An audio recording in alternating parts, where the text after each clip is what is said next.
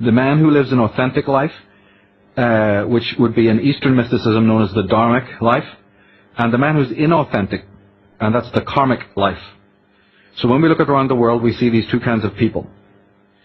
And the problem is that in the inauthentic model, there's tremendous there's primary guilt. Guilt, not of the kind that we normally know when we do some little misdemeanor or we've hurt some, person's feelings or whatever, that type of nonsense. That's just secondary guilt, lesser guilt. There is an existential guilt based on your own inner subconscious commitment to live an inauthentic life. And from that guilt and from that commitment to live the inauthentic life comes an entire inverted tree of life of many, many other syndromes, and many other complexes that we're familiar with in the world. One of those branches, one of those symptoms, is then man's penchant to submit. Because the answer to your question in one single sentence is this: man has found it more satisfactory, and believe me, this is irrational, but nevertheless he's made this irrational decision. As irrational as it is, he's made a decision rather to submit to external forms of tyranny, external forms of control, which are partly punitive, but also partly permissive. I mean, the slave is going to have some food, and he's going to have some shelter, and he'll be told what to do, and he'll have the camaraderie of other slaves and so on. So the slave mentality, the man who submits, has in fact chosen to submit to external authorities, regardless of how tyrannical they are, rather than face the journey on the Siddhartha road towards an understanding and an attainment of his own selfhood. This might be difficult for people to understand who are not familiar with psychology, who are not familiar with, spirituality. But even in Christian terms, you find the same teachings, that you either have the truth or you have the non-truth. You have submittance to the world of the debauchery, or whatever you want to call it, to the lower drives, to the lower instincts, to the lower man.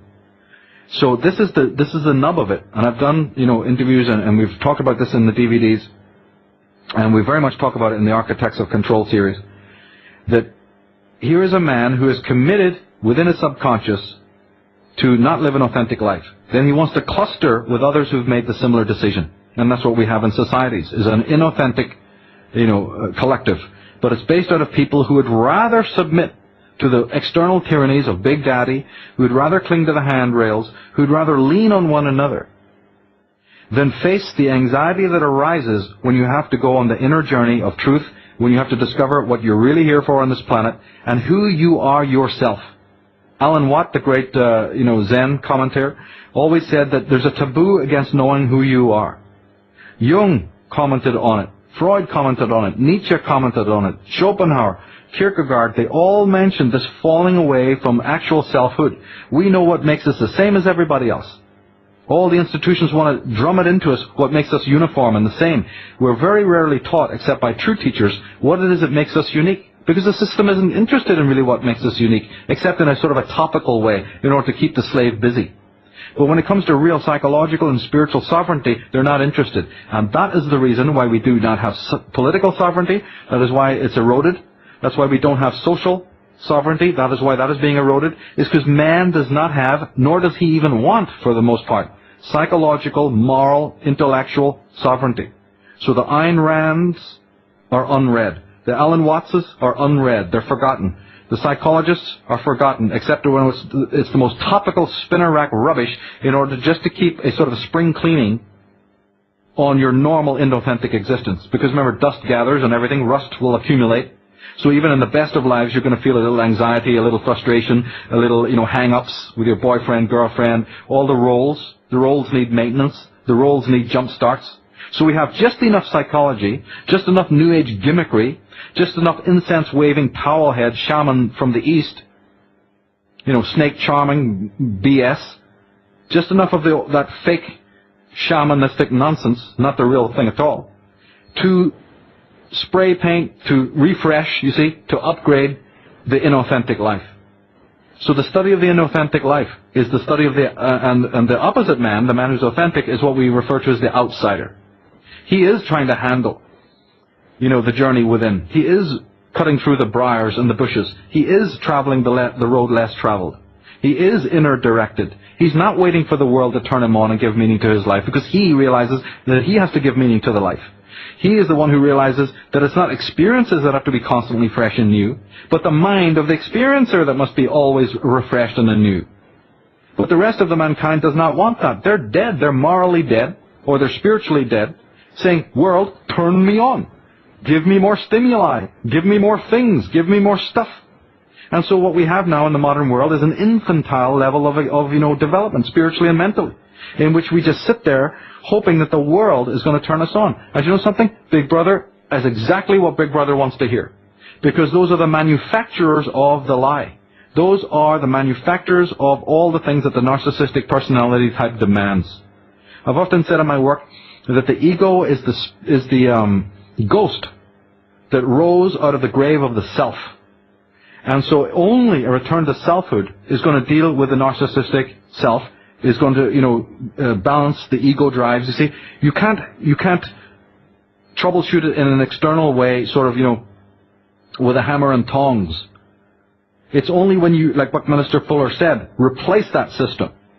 And so a return to selfhood, individually, in a psychological context, is the only remedy to all the other issues, be they political or social.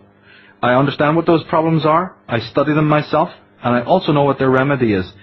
But the remedy is in consciousness. It is the change of a man's consciousness that changes the rest of the world. And any other teacher, and there are many, who are trying to lead you away from that true sense of independence. These are the Pied Pipers of doom, who are promising you global villages and global utopias and brotherhoods of man and global diversity and multiculturalism and all the other nonsense that they put in front of you. But what you've got to realize is that they're planting the foundations of that global village right on top of selfhood. They're putting it on the corpse of selfhood.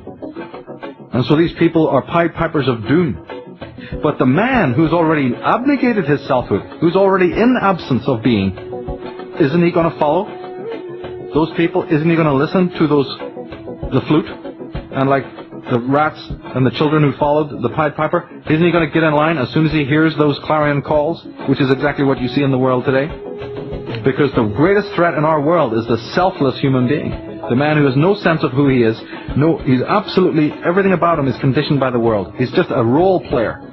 Not that roles are wrong, but they are wrong if they've taken the place of the authentic development, the authentic selfhood. And so from the parents to the schools to the priests and politicians, that's why you have that 100%,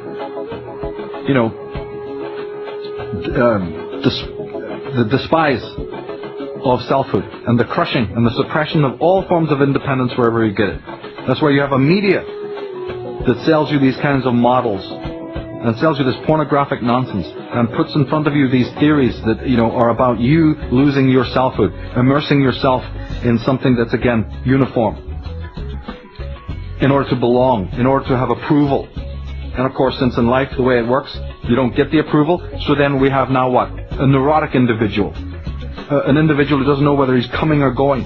An individual who has to go to alcohol. An individual who has to go to gossip. An individual who's perpetually lost and perpetually out of control.